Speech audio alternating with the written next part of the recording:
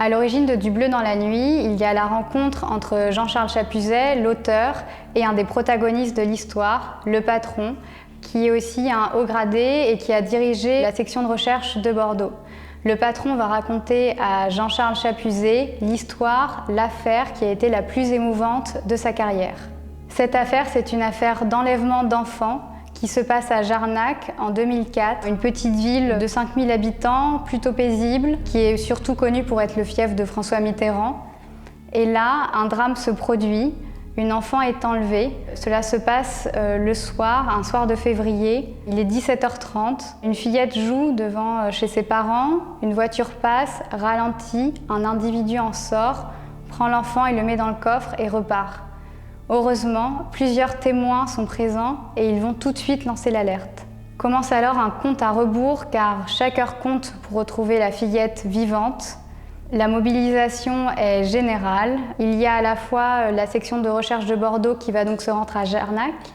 Le maire va mettre à leur disposition l'hôtel de ville qui va devenir en fait le quartier général de cette équipe d'enquêteurs qui est composée de profils très différents. Il y a Iceman, l'informaticien, il y a le Fox qui est plutôt l'enquêteur de terrain, ou alors le papa qui est le doyen de la bande. Et puis il y a la mobilisation aussi du côté des habitants de cette petite ville de Jarnac. Tout le monde se sent concerné, tout le monde a envie d'aider à retrouver l'enfant et une battue, notamment une grosse battue, va être organisée à travers les champs. À partir de ce moment-là, la machine est lancée, on va suivre l'enquête heure par heure. Il y aura un délit de sale gueule, une garde à vue interminable, des impasses, jusqu'à la résolution à la 25e heure.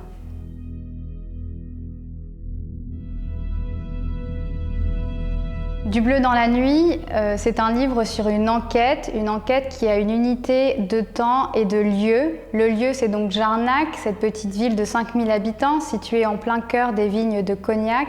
Et le temps, ce sont les 25 heures de l'enquête, avec cet enjeu qui est très important, qui est la survie de cette fillette. Il faut se souvenir que chaque heure compte, que c'est l'hiver, qu'il fait froid et que la nuit peut lui être fatale.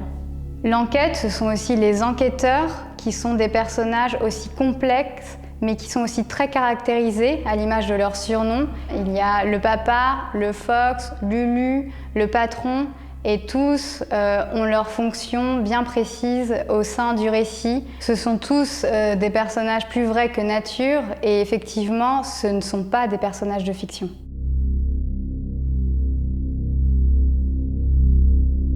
Aux éditions Marchiali, nous avons fait le choix de ne publier que des récits de faits réels.